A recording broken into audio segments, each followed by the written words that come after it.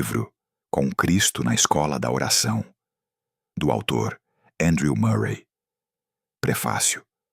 De todas as promessas ligadas ao mandamento, permanecei em mim, de João, capítulo 15, versículo 4.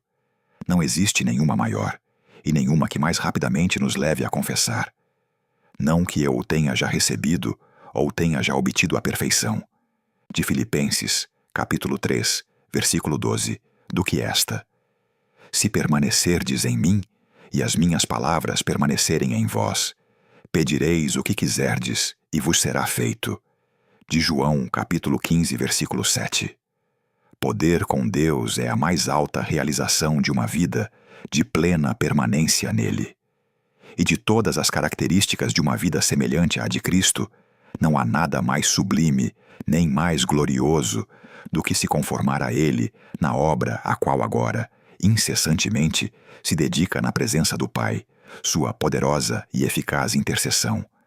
Quanto mais permanecemos nele e crescemos à sua semelhança, mais poderosamente sua vida sacerdotal opera em nós, e nossa vida se tornará tal qual a sua, uma vida que sempre suplica e prevalece em favor dos homens.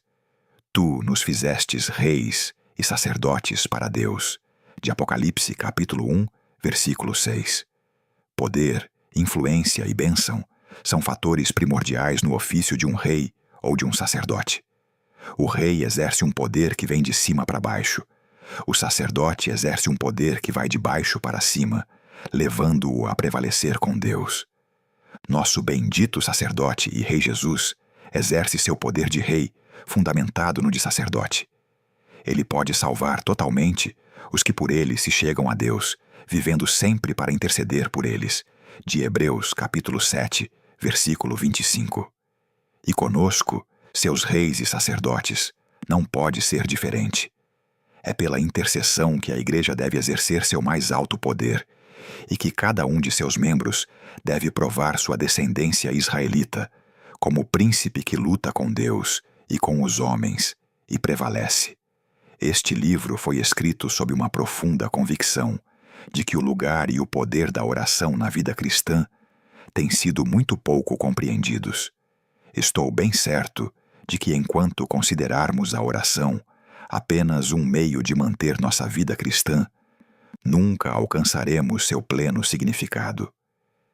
Mas se aprendermos a considerá-la como a parte mais sublime do trabalho a nós confiado, como a raiz e a força de todo o empreendimento divino, mais nos conscientizaremos de que, acima de qualquer outra coisa, precisamos estudar e praticar a arte de orar corretamente. Se de alguma maneira tiver conseguido salientar o ensino progressivo de Nosso Senhor em relação à oração, sua nítida indicação de que as maravilhosas promessas da última noite, de João, capítulos 14 ao 16, estavam intimamente ligadas com as obras que iríamos realizar em seu nome, obras maiores até, e com a produção de muito fruto, todos nós teremos de admitir algo seriíssimo. Somente quando a Igreja se dispuser para esta divina obra de intercessão é que podemos esperar que o poder de Cristo se manifeste em seu favor.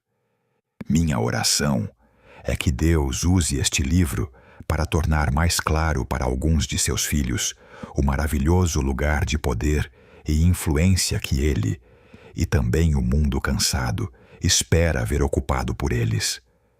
Relacionado a isso, gostaria de acrescentar outra verdade que veio a mim com surpreendente clareza à medida que meditava nos ensinamentos de Jesus sobre oração, que o Pai escuta atentamente cada oração de fé, a fim de nos conceder seja o que for que desejamos ou pedimos em nome de Jesus. Acostumamo-nos tanto a limitar seu maravilhoso amor e suas grandes promessas, que não conseguimos ler as mais simples e claras afirmações de Nosso Senhor sem estabelecer condições e sem levantar objeções humanas. Se há algo que a Igreja precisa aprender, é que Deus quer responder às nossas orações e que ainda não penetrou no coração do homem o que Deus fará ao Filho que se dispõe a crer que sua oração será respondida. Deus ouve oração. Essa é uma verdade admitida pela maioria dos cristãos, mas são poucos os que entendem seu significado ou experimentam seu poder. Se o que escrevi fizer com que o leitor busque as palavras do Mestre e tome posse de suas maravilhosas promessas, simples e literalmente como são, então meu objetivo terá sido alcançado. E só mais uma coisa: milhares têm, nos últimos anos, alcançado uma bênção indescritível ao compreender que Cristo é completamente nossa vida e como Ele se incumbe de ser e fazer em nós tudo o que precisamos.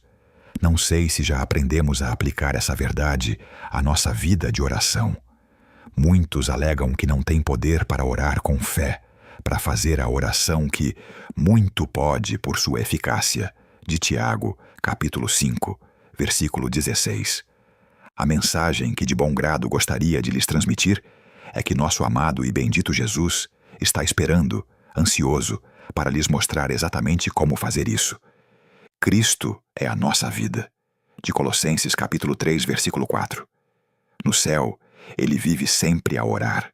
Sua vida em nós é uma vida de contínua oração, se tão somente confiarmos nele para isso.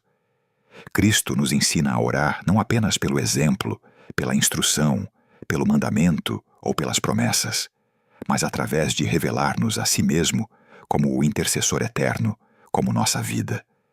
Apenas quando crermos nisso e irmos e permanecermos nele também para a nossa vida de oração, é que os nossos temores de não sermos capazes de orar corretamente desvanecerão e alegre e triunfantemente confiaremos em nosso Senhor para nos ensinar a orar, para ser Ele mesmo a vida e o poder de nossa oração.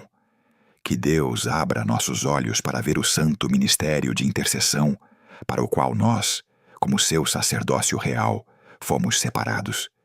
Que Deus nos dê um coração generoso e ousado para crer na poderosa influência que nossas orações podem exercer. E que todo temor quanto à nossa capacidade de cumprir nossa vocação desapareça à medida que virmos Jesus, que vive para orar, que vive em nós para orar e oferece sua própria garantia para nossa vida de oração. Andrew Murray Wellington, 28 de outubro de 1895.